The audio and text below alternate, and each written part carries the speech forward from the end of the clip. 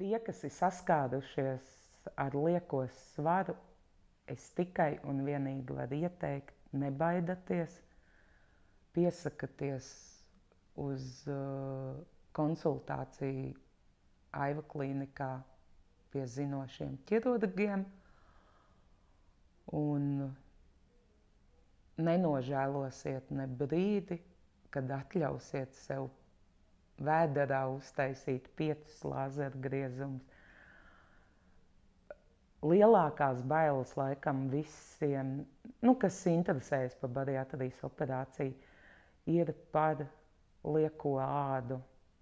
Es varu apgalvot to, ka nav tik traki, jo āda jau savelkās.